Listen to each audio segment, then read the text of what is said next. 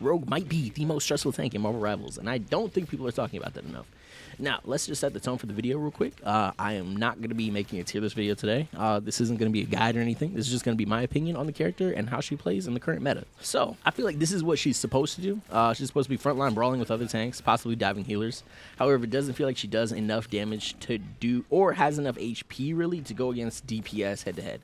But she can win the occasional 1v1 against them if you're, you know, getting a little bit of heal, like a rocket heal here and there, or like maybe even like they're low or whatever. But, you know, they're not really supposed to go against, you know, the other DPS.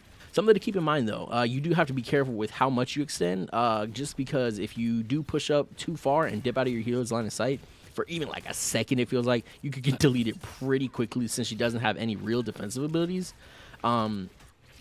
Other tanks like Venom or Mag or even Cap can mess up. Rogue really doesn't have that liberty.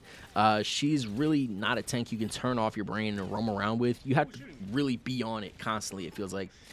In-game, you have to basically hold hands with your other tank. I've seen a lot of success with tanks like Emma, Cap, Venom, or Mag.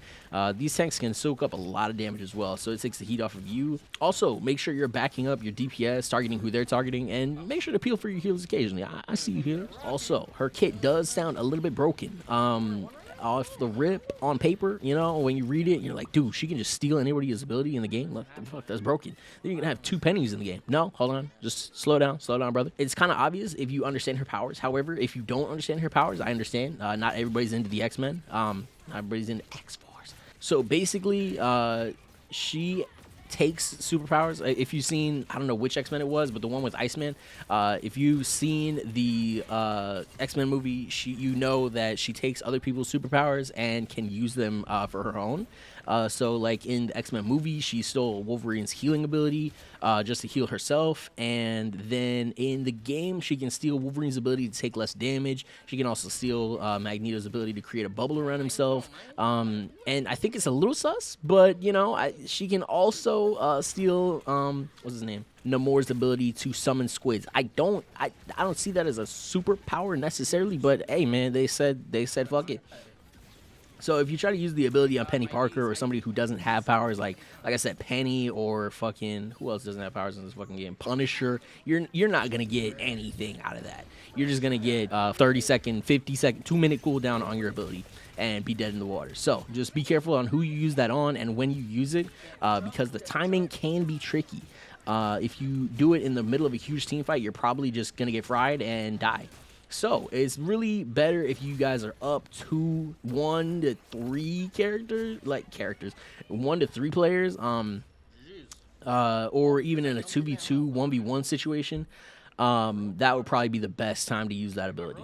And her mobility, it feels pretty good until it's on cooldown. The cooldowns might need a bit of a reduction in my opinion. It just seems like 20 seconds around like all of her fucking abilities is a little over the top. Maybe like a 2 to 3 second reduction. Like Angela fucking flies and nobody's checked that yet. Like that's just insane for me. But anyways, maybe like a 2 to maybe even 5 second reduction on a couple, not even all of her abilities, just so you're not dead in the water as soon as you push up. And also her ultimate ability is pretty fun when you pull it off. However, if you're not getting any heals at all, it could be a pretty quick ult. I've like, you know, I'll take everything and then fucking not even finish my sentence. So, you know, it's definitely another timing. She's very timing reliant. Now, if she feels amazing one game and useless the next, it's probably because your healers were gods last game and then not as good the next game. So it's gonna be tough to play Rogue consistently right now. It doesn't seem like she's a tank you run every game like Mag or Strange just yet. Also, comboing your cooldowns does look cool and is super satisfying if you get the chain off. But unfortunately, you have to save one for your escape if your team backs up without comms, just like mine always fucking does. Let's talk about the good. She can make big, flashy chain plays, and I love the team up with Gambit. I hope that one is well, not permanent, but no, I hope that's a permanent one, man, because I really enjoy that team up, man. However, she doesn't have any forgiveness. There's no forgiveness when you push up. If you use all your abilities, there's no escape. You're just gonna have to back up and hope to God that your healers are looking at you, both of them, because you're gonna be getting fried. And there's also, it feels like minimal solo carry potential unless the enemy team is not playing together or your healers are pocketing the hell out of you. And the frustrating part about Rogue is that you know just what she can do. It's just frustrating that you can't always do it. So let's talk about it, man. Is Rogue meta? Possibly. Possibly very soon. Is she playable? Yes, absolutely, 100%. So yeah, man, just to wrap up this video, she's super fun to play, especially when you're going up against a Thor. I enjoy stealing his lightning shooting ability or whatever the fuck it's called. I think it's called Awaken Awareness or something, but I don't know, it's too early for that. Rogue is mainly for coordinated teams that work together and communicate even a little bit, or players who like high risk or dive brawler tanks. And who should avoid her? Solo queue warriors, except for me.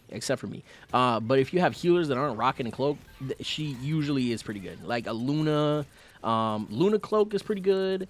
Fucking who else is good? Obviously Gambit, Luna, Gambit cloak is pretty good. You know, people like that. But yeah, the cloak, rocket, I failed every single time, bro. Unless the cloak isn't holding her all, you know, until next game. But yeah, Jeff works sometimes. Just having that constant heal on you is very helpful. But if you don't like relying on your teammates, this tank might not be the best for you, man. So let me know in the comments. Does Rogue need buffs, or do players just need more time, or do we all just suck? Let me know in the comments. Like I said, like, comment, subscribe, all that good stuff, man. And you know what I'm saying? I might even drop a Rogue guide.